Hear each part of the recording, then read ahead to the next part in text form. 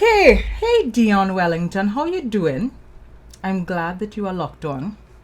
So, hi Anna, hi Raylene, hi folks, good evening. So it's nice to have you guys here. I hope you all enjoyed the emancipation session that we would have had for the majority of the month of July all the way down to the start of August. Now that we're in August, we're going to go back to some of our regular programming.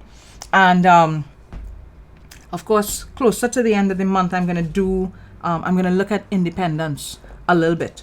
But there have been a number of hot topic items, button items that I haven't been able to look at because we had focused a lot on emancipation.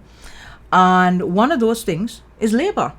Because we're in the pandemic, we've had two lockdowns. We had a lockdown last year. We're in the middle of a lockdown right now with restrictions.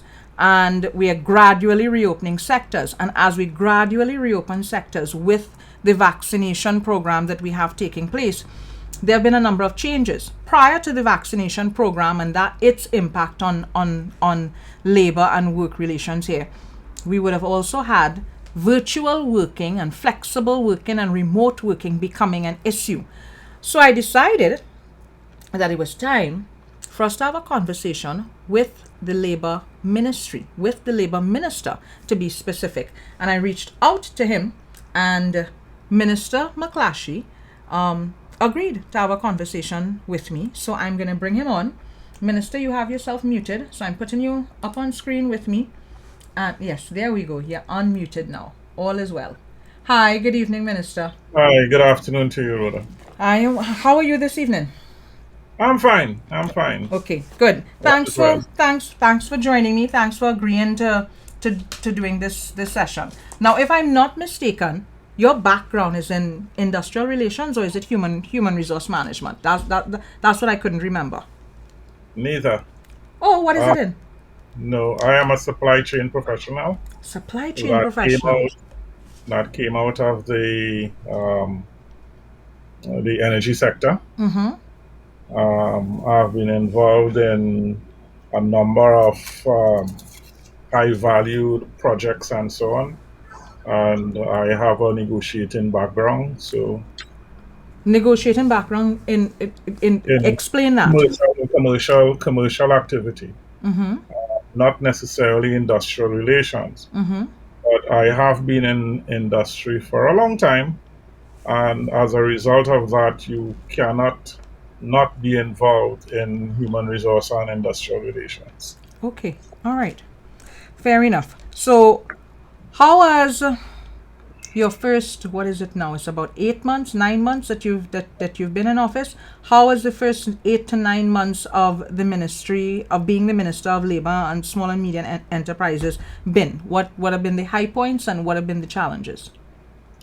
Well, we are actually just bordering on a year, actually. Wow. Election was the 10th of August. August, right? And we were installed by the end of August. Mm-hmm. So we're pretty much into a full year now. Right. As everything else, once you get involved in something new, you have to hush your mouth and listen a bit Mm-hmm. to what's taking place and what are the pinch points that you need to address. The the issue for me in terms of the laws with regard to the labor front is the fact that we have not enacted any modern legislation over the last 10 years or so, or even Mm-hmm. more. Mm-hmm.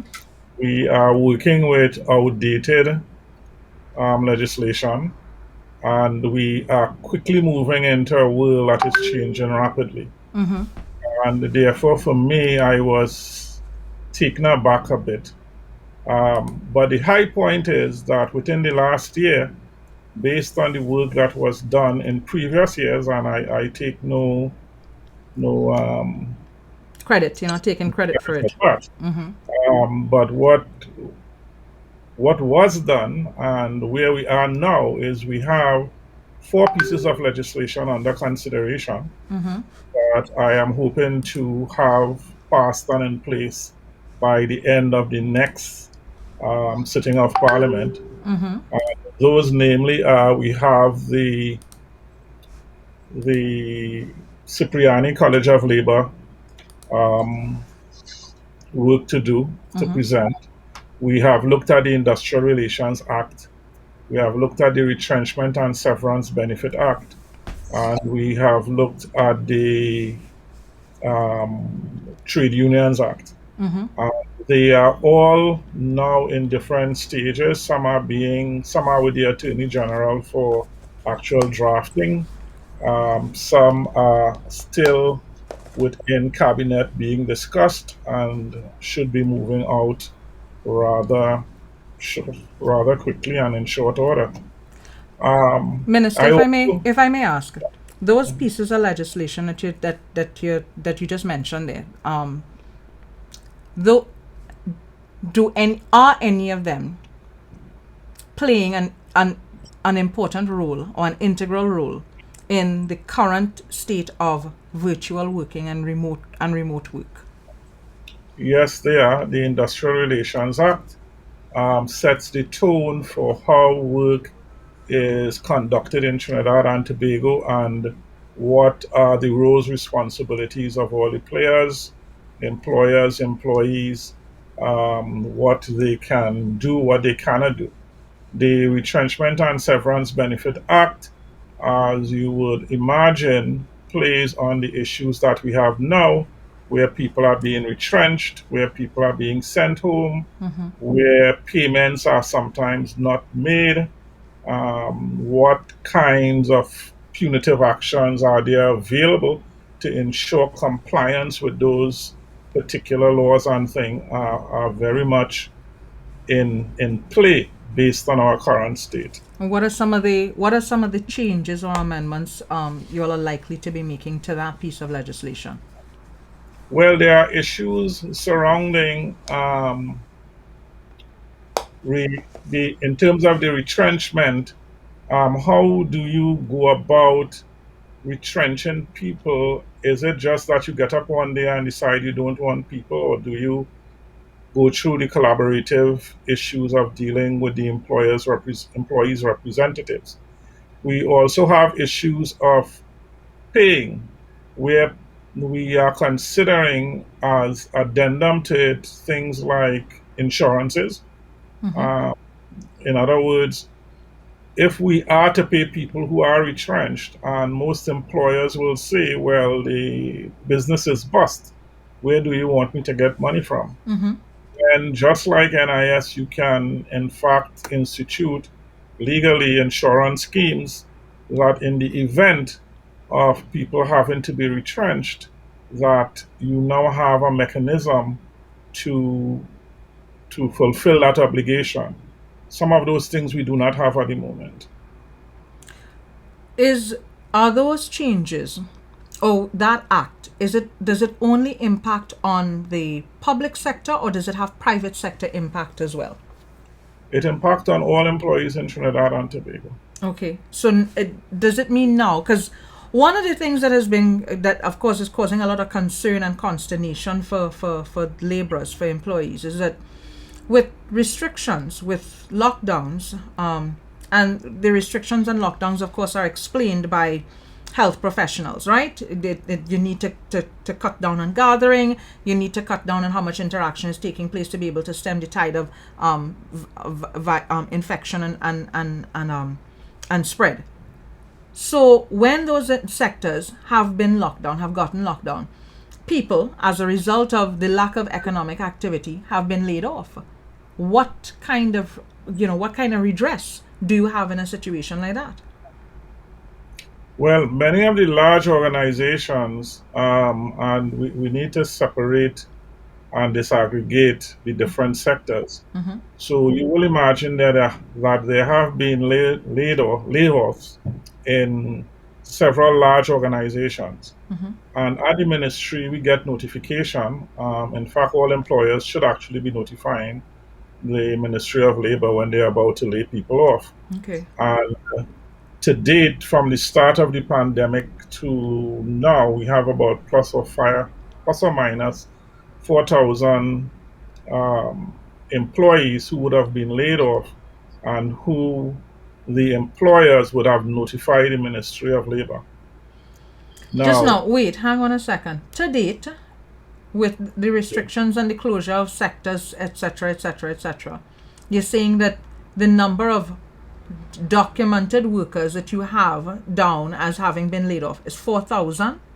right, That's the figure of persons that are actively laid off since the restrictions. 4,000.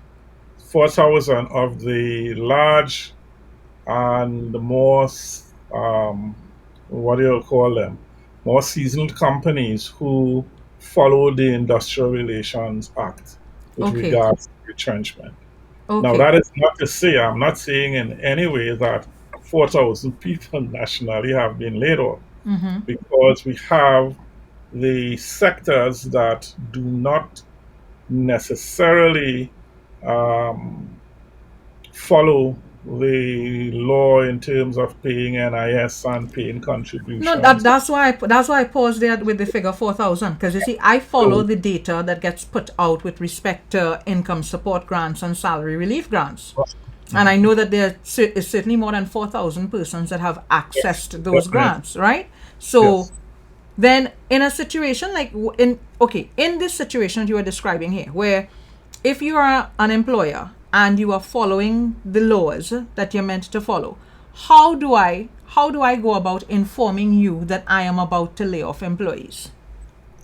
What they do is you write the minister indicating how many employees you are laying off, why you are laying them off, and you also provide information with regards to their severance benefits. Okay.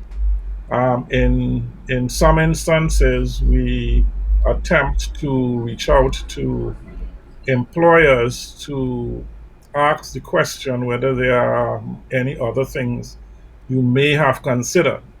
But the truth is, by that time, they would have made up their minds how they are moving forward with regards to their companies. So Based on it's that, all conversation. based on the figure 4,000 workers, it strikes me that there are many employers here that are operating below the radar. They're not operating as above board as they ought to be operating, because I'm absolutely certain we have more than 4,000 persons that have been laid off. Yeah, the figure I have seen from the what we will call the informal economy, the bars, the groceries, the mom and pop shops, who are affected is way closer to maybe 100,000. Wow.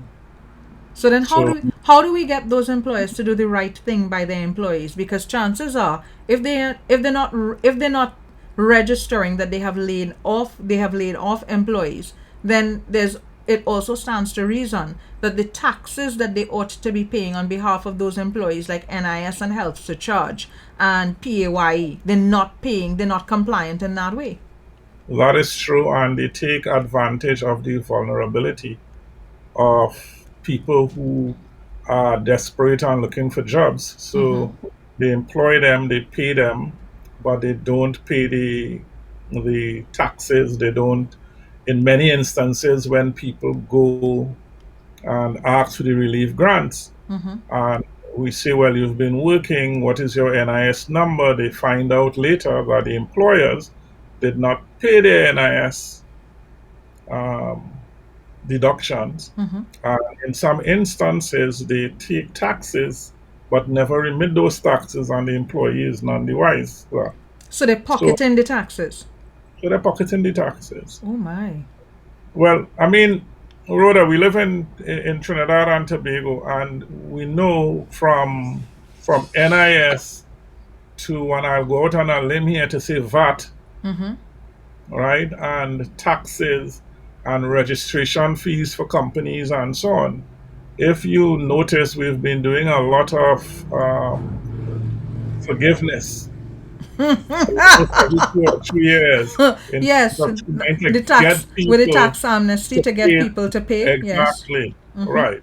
And that in itself should be take pause and be of concern, because to do that and to do it continuously, it means you have a problem where Yes. people are not paying their taxes. And we have a number of people who are not within the tax net.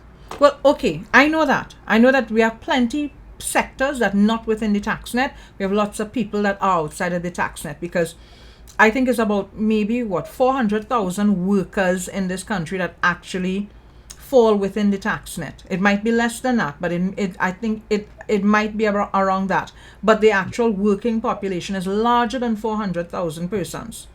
So it's the Yes. people who are in very specific sectors, the public sector, banking sector, energy sector, a couple other sectors that are actually paying taxes, but there's a much larger working population that doesn't pay taxes. So Right. I know that if people don't pay their taxes properly, we have penalties for them if they're not paying their taxes properly. But when you are an employer and you're not registering your employees and you're not doing the right thing by your employees, what penalties, if any, does an employer have to face?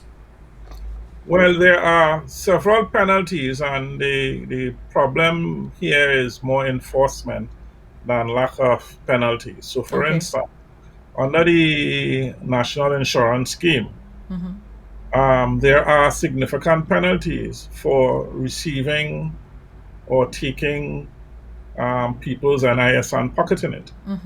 The question of enforcement is, do we have a large enough cadre of inspectors that can go out and examine books and really make that claim? At the Ministry of Labor, we have issues sometimes figuring out whether or not people are being paid minimum wage. So our inspectors go out and examine the books of various companies, and sometimes they play hardball and put obstacles in your way in terms of getting the information. Because even those jobs, people still pay people almost like under the table, less than minimum wage. So the question is really the strengthening of the inspectors and so on. I know NIB, for instance, have about 63 inspectors that go out and actively these um, pursue companies who are delinquent. And under the laws of the NIB and the NIB Act, there are significant penalties. I don't have them off the top of my head, but I know that they are significant from being an employer myself at some point and having inspectors come down on me and trying to get a pound of flesh, in other words. So I know it's significant, and I have had to pay penalties sometimes because things get lapsed, and it's and unfortunately that's what it is. So the compliance inspectors, do they fall under are they part of your responsibility? Not for national insurance or the Ministry of Finance in terms of taxes. What falls under my responsibility is we have the Labor Inspectorate Division that monitors and deals generally with minimum wage and ensuring that people under the laws that we have are paid at a minimum under a minimum wage. Okay. So I've got some questions from the audience here. I want to start to throw them out at you. So Caitlin Joseph has asked, has the time come to change the industrial court legislation to allow rights of appeal to the Court of Appeal and Privy Council? Repeat that question. Has the time come yet for the industrial court legislation? So the legislation that governs the industrial court. Is it going to allow right of appeal to the Court of Appeal or to the Privy Council? Because I guess appeals happen within the industrial court right now. I think the question is that the industrial court, and part of the updated legislation is to give the industrial court the responsibility for enforcing their judgments Mm-hmm. without having to go to another court to do so. And that is being addressed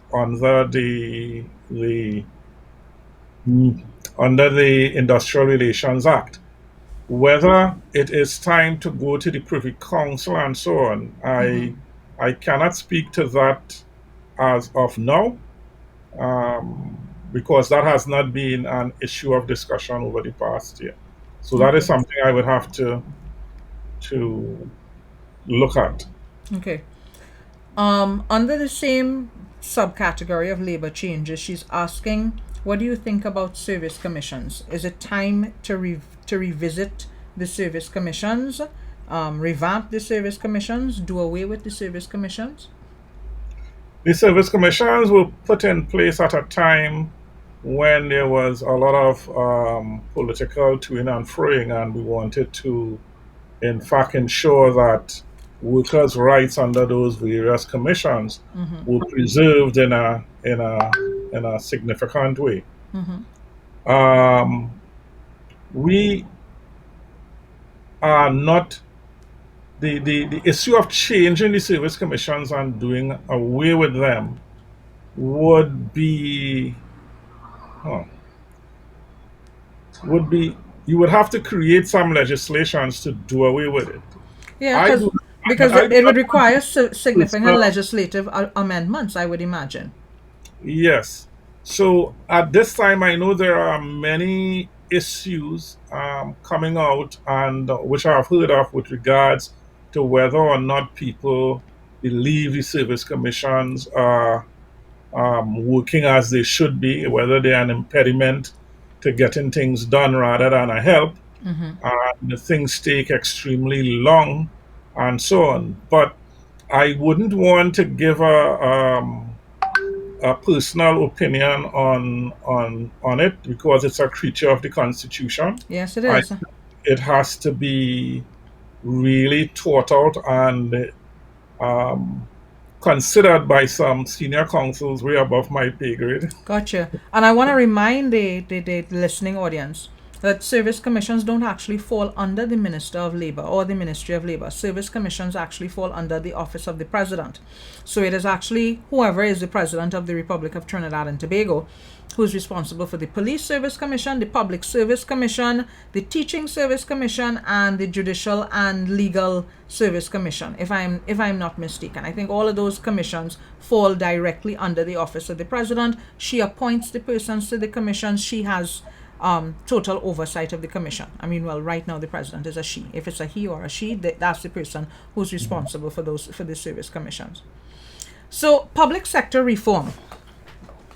How high is that on your agenda right now? I mean, there's been a lot of talk about public sector reform. I mean, is at least 40 years of talk.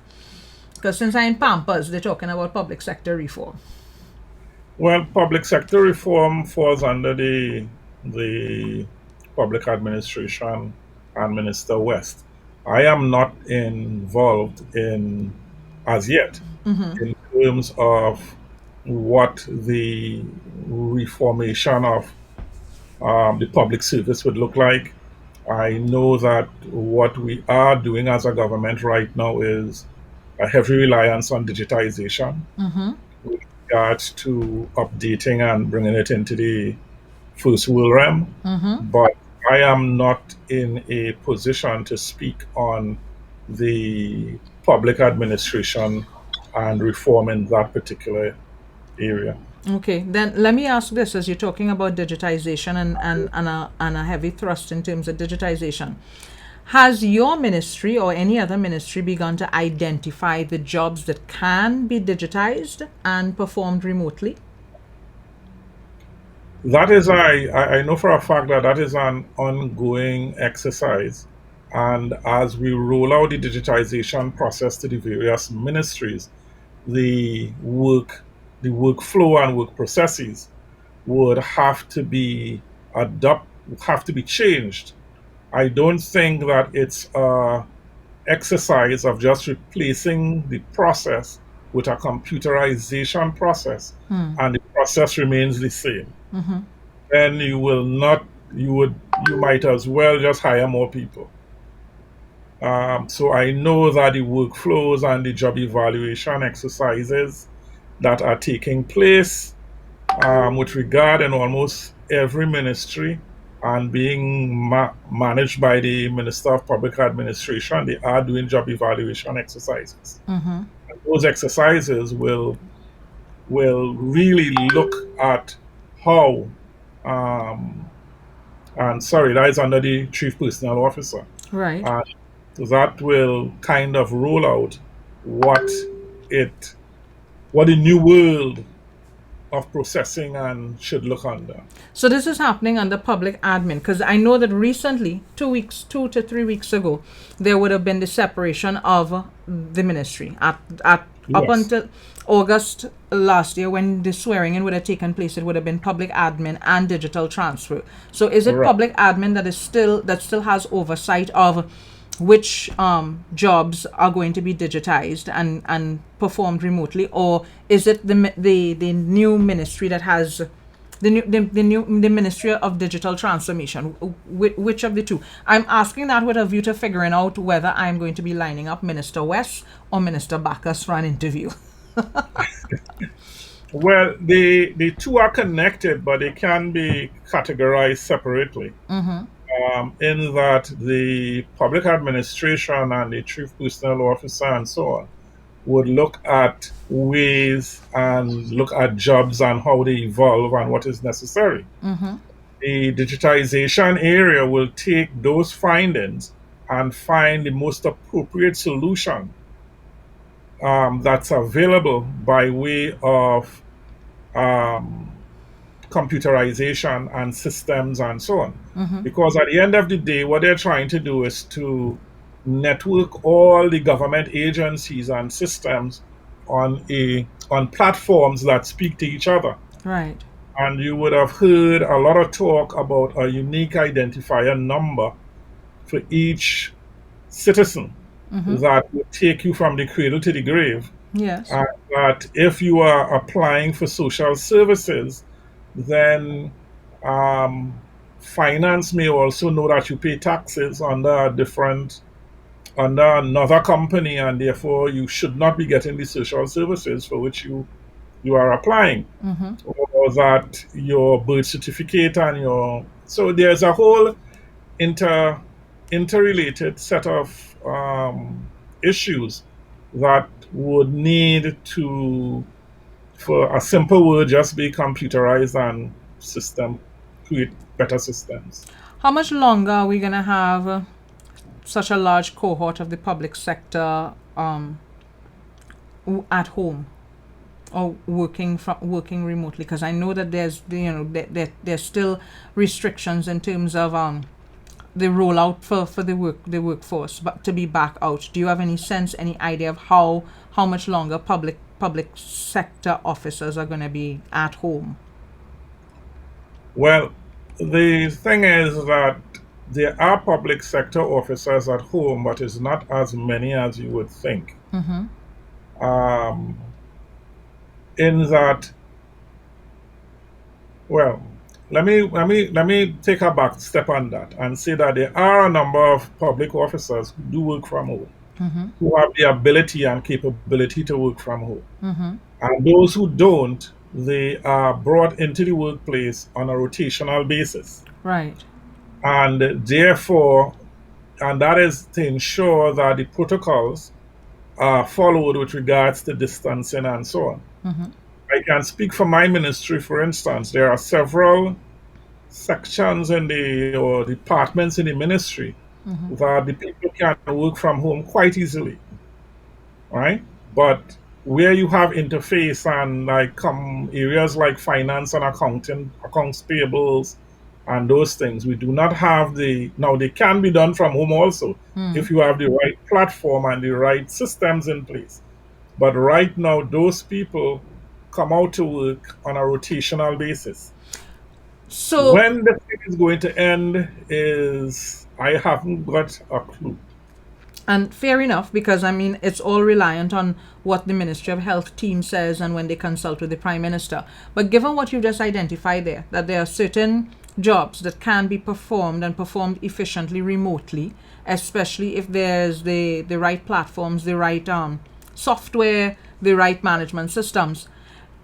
Are ministries like yours and the other all of the other ministries beginning to look at how they can implement these things so that the remote provision of these services can continue? Well, there is last week actually the Minister of Planning and Development signal that they would want to do a policy with regards to work from home, and that they were putting forward a team to start looking at it and to really identify and to have wider consultation with regards to how do we set up the work from home. Because let me say, the work from home has a lot of issues in it. It have a lot of health and safety issues. In other words, um, you we put people, we send them home, but we don't know whether the chair they're on is ergonomic. We don't know what table they sit on. We don't know how cramped they are. We don't know if they would bounce their toe, hit their head. We don't know if they have the what what I would call whether or not they have the facilities with regard to Wi-Fi and broadband internet. So Uh, whether they can actually work right. from home. And then there's the issue of, in terms of the long-term issues, who's going to pay for it, right? Who is going to? There's also the psychological issues, because for every one person you talk to who loves the idea of working from home, a next half would say, "Well, I really prefer the human interaction." Yeah, because you have the difference between the introverts and the extroverts. For instance, I think most people think I'm an extrovert. I'm not. I'm happy working from home. I have my whole office set up and everything, and I'm very comfortable with working from home. The thought of having to actually go back out into a physical workspace and meet and greet and interact is something that I'm not particularly thrilled about. But then again, when the pandemic hit me, I ensured that I set up my office space in a particular way. So I got an ergonomic chair, better lighting, and made sure that I had all of the equipment that I needed. However, not everybody has been in the same position that I am in to make those kinds of changes, to do those things. And you raise a very valid question, a valid point there with respect to what the Minister of Planning was saying. So, how far along are you? Are you as a cabinet or as a group of ministers? How far along are you with establishing a protocol or a new policy with respect to how exactly people are working from home? We had the Ministry of Labor did in 2020 um, put out a document on guidelines for working from home, and it's available on our website. I think sometimes you get these guidelines and policies, and you read them once and then you forget they existed.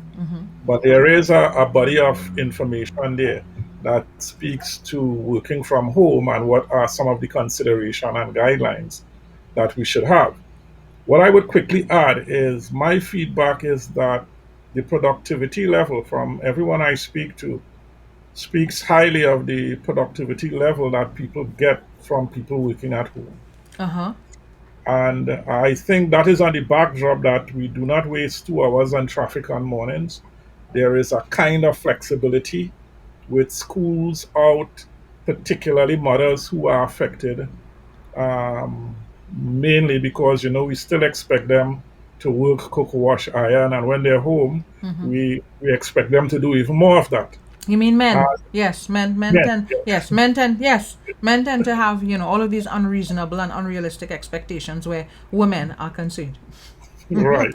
So when you look at it, it creates a flexibility, because in another life and in another space before the last election, I worked in a company that you would see people logging in at 11 p.m. and 2 a.m., but you won't see them until maybe 12 p.m., 12 lunchtime. But the work was getting done. It was getting done faster. You were getting more out of them. And they worked within the confines um, Of their home. of their home. And they pretty much enjoyed it in many instances because it allows them, like I say, to participate in family life um, and all they like. I would imagine that those persons were in a position where they could structure their work activities around their day. Right. Because I think that's one of the benefits of remote working and certainly flexible working. If you can work from your home space or work remotely, but you have to complete tasks as opposed to having to be fixed at a screen or whatever it is for a certain number of hours. So if Yeah. I can do 4 hours now, 2 hours later, 2 hours, at another point in time, and I can just kind of spread things out, then, and it's suiting my schedule, then yes, it will make me far more efficient in that way. But not all work is done like that.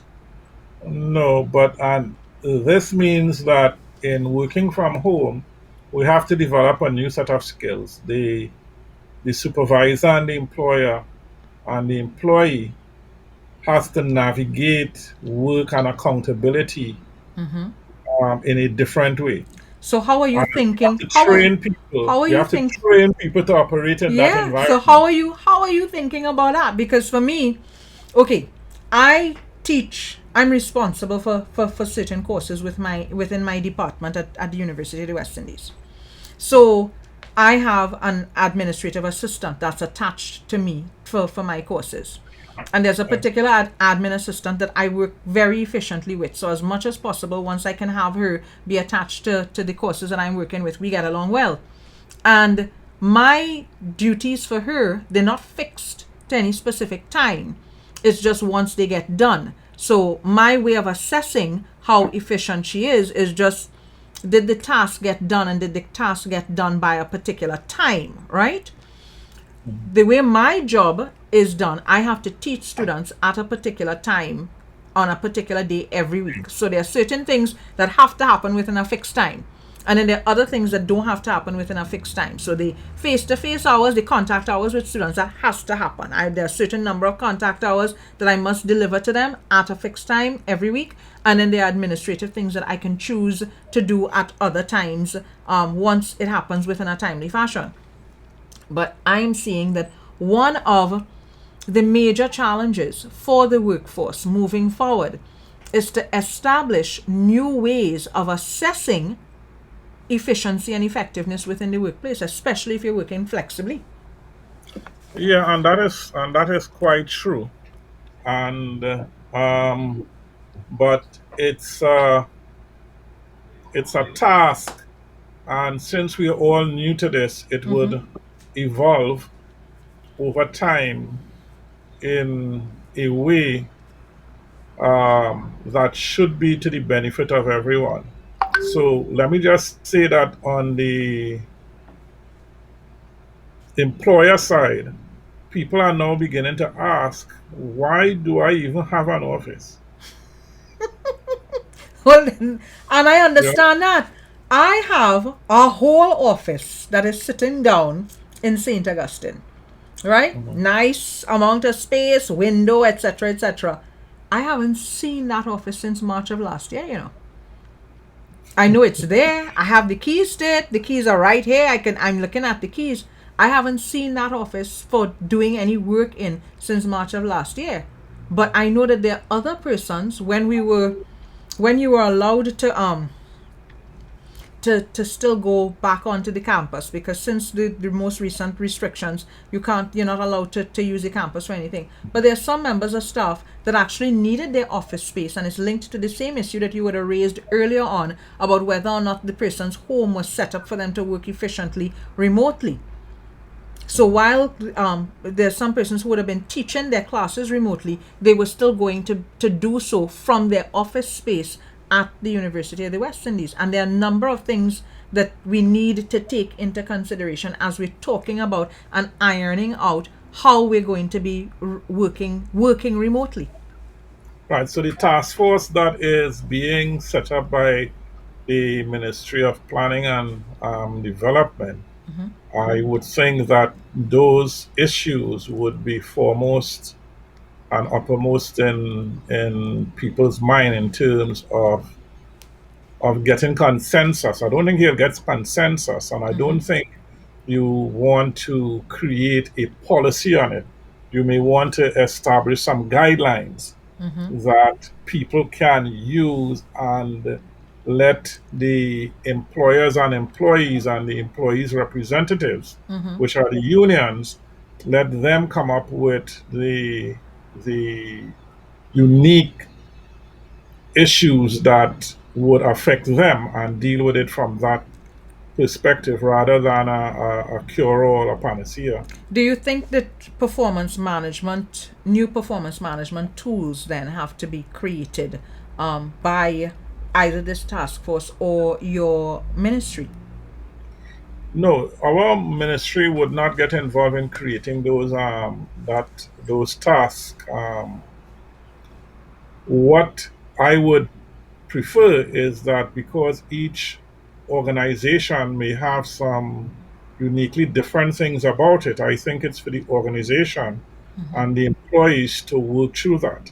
Because what may be effective in a service organization may not be the same in another type of organization. So in the oil industry, things may work smoothly in a particular way, but in sales and retail sales and so on, it may be very different. So each subset would have to work through those issues, but given a particular broad set of guidelines. Okay. Now, there is a whole debate raging now about vaccines and vaccination. And I know these days asking people about vaccines and vaccination is akin to asking them who they vote for and what's their sexual orientation, right? But let me ask you, Minister, have you been vaccinated?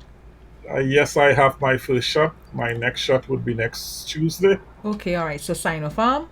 Sinopharm. Okay, and no major side effects, right? No major side effects. Okay, good. And so I'm imagining that you are pro-vaccination, and when you are in a position to encourage people to get vaccinated, you're encouraging them to get vaccinated. Yes, I am. Okay, good. So is there a vaccination policy that would be that might, okay, or rather, let me reword the question. There are persons who are like yourself and myself, you gotten vaccinated. You are first shot, I am now fully inoculated, right? And I feel far more confident now that I am fully inoculated. But there are persons who don't want to get vaccinated, who are either hesitant right now, they're not sure, or who flat out telling you, no, they're not going to be getting vaccinated. But they work. So I'm going to use myself as a for example. I have colleagues that aren't particularly interested in getting vaccinated. I have become vaccinated. Should the University of the West Indies turn around and say, okay, or the health protocols change and the Prime Minister says tertiary institutions are open back up and you're meant to go back out to work. If my employers say to me, we need you back here on the ground to teach students face to face, I will feel quite reluctant, and I will be feeling reluctant on the grounds that unvaccinated persons could be posing a health risk in the workplace. So I say all of that to ask this. Is there any consideration to looking at that issue of vaccination as an OSHA issue, as a health risk issue? Well, yes, we are looking at it on several levels. First, the Ministry of Labor has in fact done a draft document that looks at the workplace and the considerations that we should be looking at with regards to vaccination and mandatory vaccination and all that, because that is quite topical. And I mean, we'll get to it sooner or later in Yeah. terms of people saying, Yeah, yeah. right? So the thing is that there are no laws in Trinidad and Tobago that says that you have to be vaccinated. Yeah, there's nothing to force people to get vaccinated. But let me point out to though that that is not true in all cases, because you cannot send your children to school if they are not vaccinated. Right, that I'm And aware of.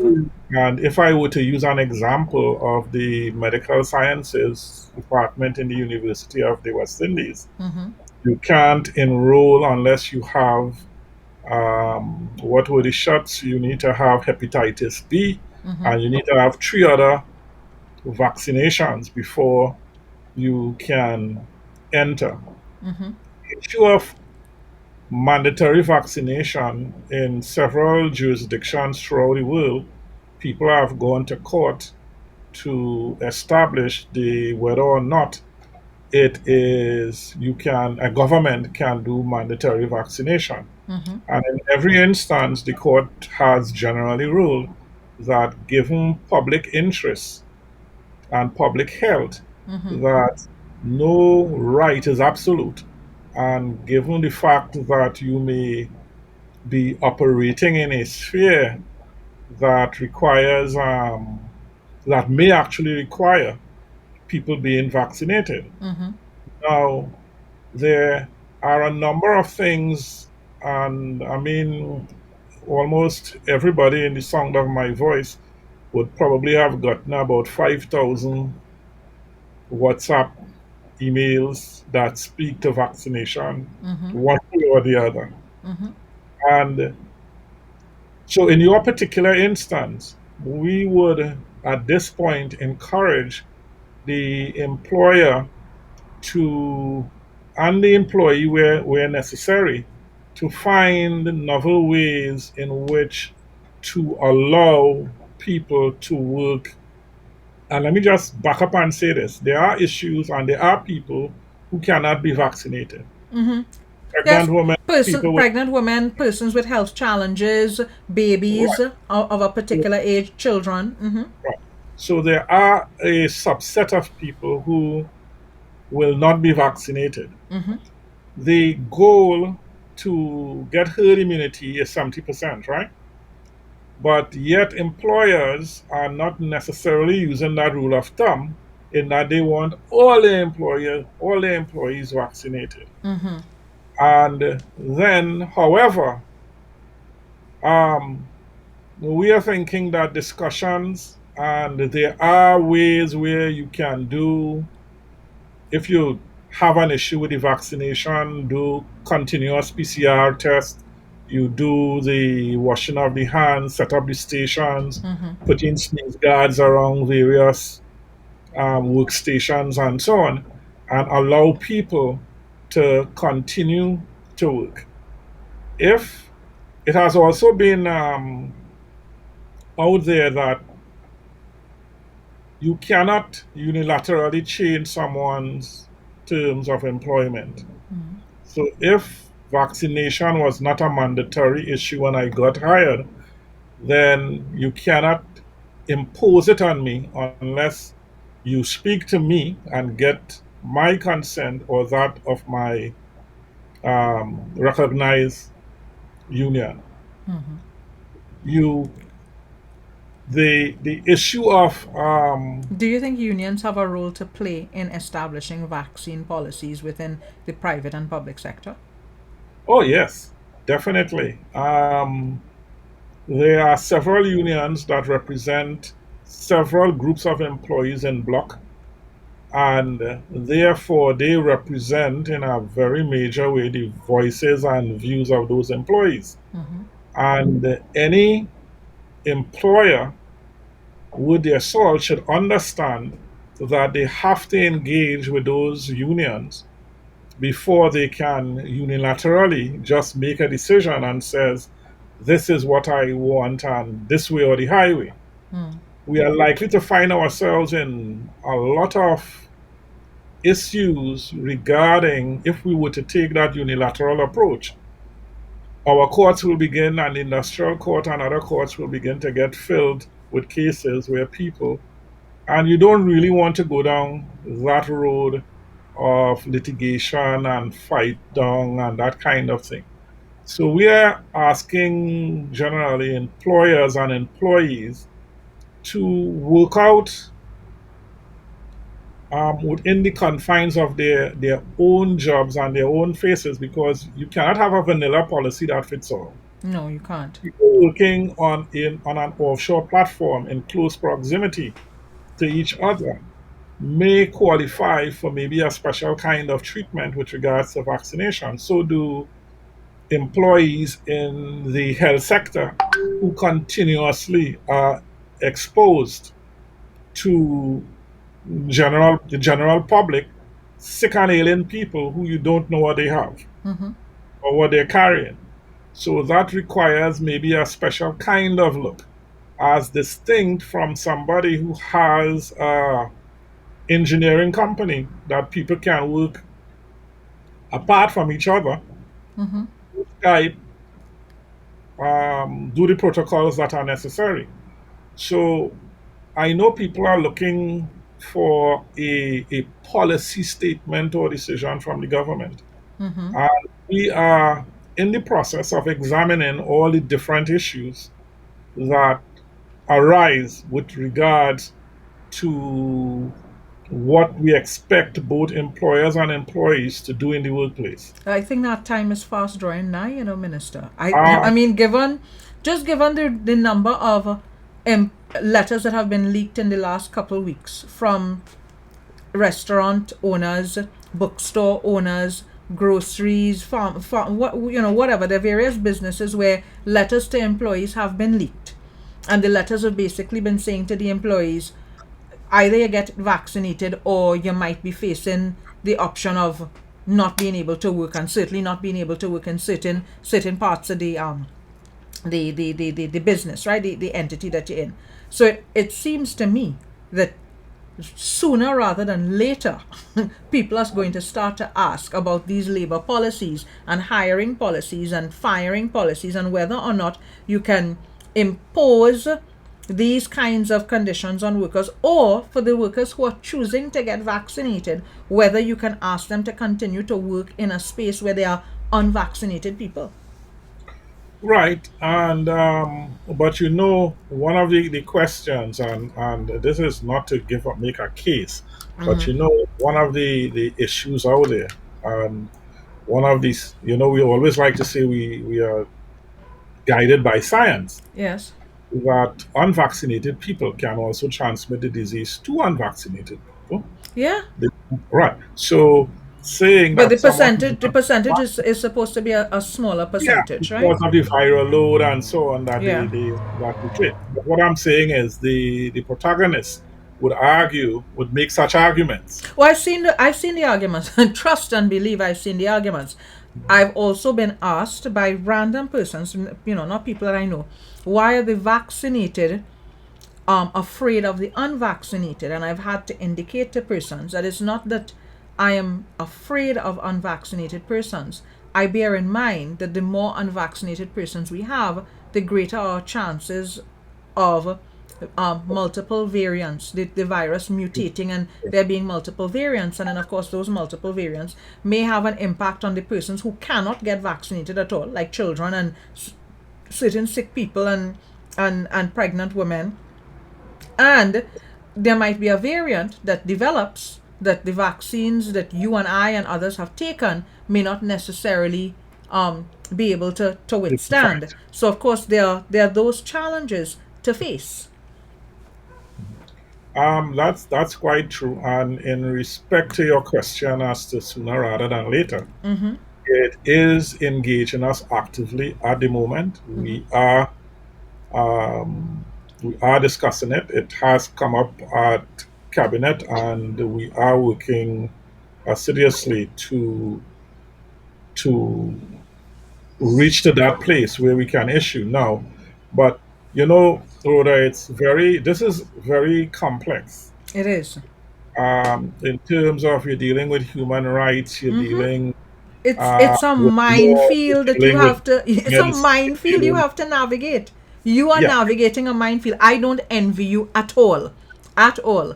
I've So been we have look to be very careful as to what we put out there Yes. as the end document, and therefore I believe that what we will be seeing shortly is maybe putting out something to get maybe wider consultation, Uh-huh. because we would not want to come and say this is what we propose and that is it. Have you You know, been in consultation with trade unions? I have personally have not been in consultations, but some of the work that we would have done with regards to getting where we are have involved union umbrella bodies being involved Okay. in discussions and so on. So your ministry has been in discussions with trade Yeah, unions. Okay, yeah, that's what I meant. If trade unions were if conversations right now are at the point was is at the point where trade unions are weighing in on a possible policy. right. So what is the case is we have the Industrial Relation Advisory Committee, which is a tripartite plus committee, and on in that committee we have two umbrella union bodies represented. So we do get their views. So although we would not have gone out directly to OWTU or SWWTU, the umbrella bodies would have had their representatives on that committee and would have been part of that. Once we are clear in our minds on what direction we want to pursue, again we would have to seek some in a very short window some consultations with regards to what people think and where it goes. And I can tell you that mandatory vaccination would be probably a very, very, very, very, very, very, very last resort. And on top of that, it means that you're going to interfere with maybe constitutional rights. I'm not sure at the moment how deep that goes, but that will require three-fifths majority Yes, and to be passed in the parliament. we have a very cooperative opposition. We have a very cooperative opposition, and who have made their views being heard far and wide. It's not heading in the direction of that mandatory vaccination. So we need to be realistic about it. Right. In terms of contractual employment, um, is there? I mean, contractual employment is is always a bugbear. Um, when we're having discussions about labor, is there yet a plan, long term or short term, for what is meant to be happening with contract employment, certainly in the public sector? Well, let me venture to say that in the public sector, we made a decision last year that for with regards to the 2020-21 budget cycle, that we weren't going to be hiring people on a permanent basis. Now, we have to take this from a very holistic. It's one thing to say you want to do reform, you want to do job evaluations, you want to change the way work is being done, and then you go and you load your systems with people in jobs that are archaic and that would be disappearing. So, in context and given where we are in both the reform of the public administration and the digitization efforts, I can say that it wasn't felt that we should be hiring full time employees into ministries where workflows and roadmaps and so on were being changed. So, on the private sector side, there is a there is a just as we say there is a new way of working from home and doing things. If you put yourself in the shoes of an entrepreneur who is investing and doing a number of things, the world of work is changing dramatically It from is. my father's time and from my time. There is no longer a job that you go to that you can look forward to a pension in 30 years. I think the reality of it is we might like that, but the truth is that many jobs now are transitory and people move from job to job depending on what they get and the level of earnings they can achieve. And there is no longer that drive or that appetite from either maybe workers in one sense, and we have to kind of distinguish which workers would be in that intransitory group. Those are people who are educated, who feel they can move from place to place and do what they have to do without any fear. On the other hand, there are people who say, well, I want a permanent job and where I can sit back and get a pension in 30 years. Yes. I think we have seen what has happened in state enterprises where we have full time people and with tenure that takes them into 30 years, Yes. die sooner or later, right? So there is no cure all in terms of saying that I'm not saying that I am opposed to contract labor. I am saying that the dynamics of every organization is different. And so if I'm a contractor, full time workers may not be an option since I do not know in a year time where my next contract would be coming from. But a state enterprise or another type oil and gas organization that knows they're going to be doing drilling and workovers and so on over the next 20 years may be fine. But we need to understand that the world of work has changed. It isn't changing. No, you're absolutely right. It has changed. I mean, I just look at myself, my situation, my circumstance, and the way in which things have changed in the last 2 years to me. Pre-pandemic and then since the pandemic and the new considerations that have been taking place with respect to restructuring at the UWI, what is on offer, what is no longer on offer, all of those changes. I've looked at that and I know that if it's happening in my sector, it certainly is happening in other sectors across the board. And of Yes, course, that's going to have an implication for things like remuneration packages. Because I think true. that there's going to be changes to what is a remuneration package now. Mhm. Well, one of the things that is also happening is that, especially with young people, um, we almost getting back to a state of a bartering system type economy where you use your skill sets in ways to enhance your ability to earn a living. The idea of sitting, and I tell young people all the time, the idea of sitting and waiting for that job um, that you are, and you have a passion or a skill that you are not using and waiting for somebody to give you a job really defeats the purpose of and kills that passion and that fire and that burning that you have. I met a young lady today actually, and she has a passion for special events. Um, and yet she says to me she wants a job. And I said to her, but if you get a job and you're living in Princestown and you get a job in Port of Spain, then you'll be on the road from 5:30 in the morning and you'll be back home at 8 at night. Then that right there kills your passion. Yes. It kills what you really want to do. So be very careful that you don't live a life that 20 years and 25 years from now, you're in the same job, doing the same hustle, never followed your passion, never took the step to do this. So I say all that to say this, that work is evolving.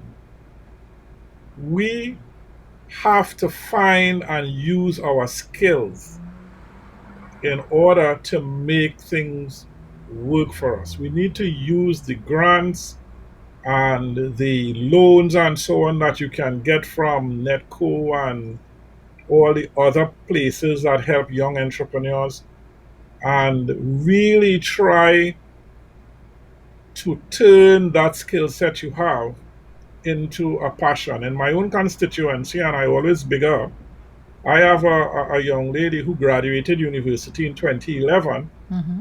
She runs a pizza shop now that is Mm-hmm. quite doing quite well. This is in Liberty.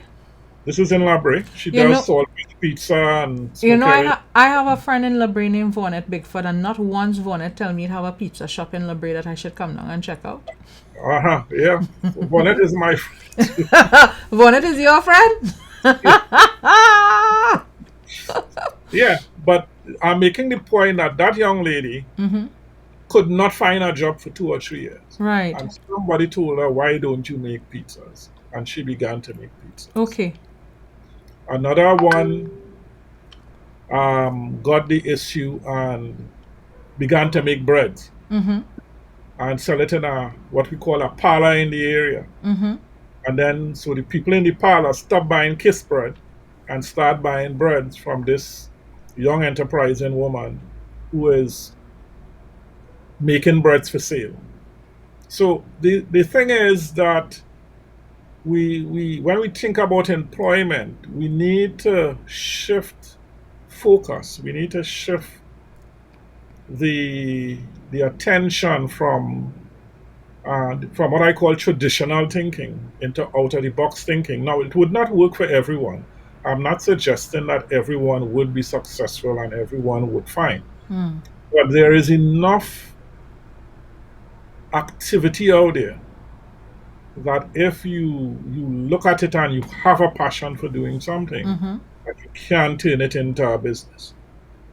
And there are places that actually can help you. For those who don't want to go into business, the Ministry of Labor, we run the OJT program, the on the job training program. Mm-hmm. We place about 5,000 people every year. Mm-hmm. We have about maybe 400 or 500 that comes out every month, and therefore we. So for young people who or parents who are listening to me, I would advise you to maybe take a trip to the OJT office and get your children registered. We are trying to partner with private enterprise now in order to get more placements.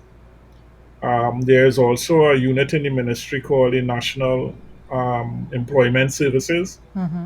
which seeks to place people when ministry have vacancies and short-term and sometimes long-term contract employment, that they match skill sets to jobs that are available in the public service. So I would also urge you to look at the um, to go to the Ministry of Labor offices in your district Mm-hmm. and register for those things, because those are two services that people sometimes are not quite aware of, but they can help bring relief to those seeking employment. Um, Okay. right. All right. Minister, that is where we will wrap it up. Thank you so much for your time this evening. I know I told you I'd take about an hour. I stole a little bit more than that. An That's all hour and right. 10 minutes, but I know you're not billing me. No, no, I'm Thanks. not. Thanks for the conversation, and I know it's one that is going to be ongoing. So as soon Yeah. as there is more to talk about with respect to the new labor policies and of course how this pandemic is impacting on labor, I want to keep an open door for you and have you back. I will be sure to reach out to you, Rhoda, because I know you have a very large following, I do. and and that in terms of getting the information out there, Yeah. is one of the avenues that I think would help get it there. Okay, great. Good. Looking forward to it. Enjoy the rest of your evening. And You the too. name of the name of the pizza place is what? Hey, what's the name of the pizza Is it place, boy? Shimalicious? I saw Hurry up with somebody the name. saying something about Shimalicious. No, Chivalicious or something. Shiva. Okay, all right. I will ask. I will ask Vonnet. I will ask Yes, you Vonnet. tell Bonnet buy you one. Okay, I will. I will. I will. All right. Yeah. Have a good evening. Take care. You too. Bye bye. Bye. Okay. So that was Minister McClashie talking about labor issues, especially with respect to the pandemic and of course remote working. Um, thanks for joining me this evening. And on Friday, I'm going to be discussing my favorite red man with all you. Because yes, it's the month of August. I have been doing some digging quietly, and I have a number of things to discuss about Toppy Toppington. So on Friday, we're going to be discussing Toppy Toppington. Okay? I know I remember Toppy. I know I know how much I have a thing for Toppy. On Friday, we have things to talk. Yeah. Hey, give me the work with the work. Yeah. Give me the work with the work now. Give me the work with the work now. Bye.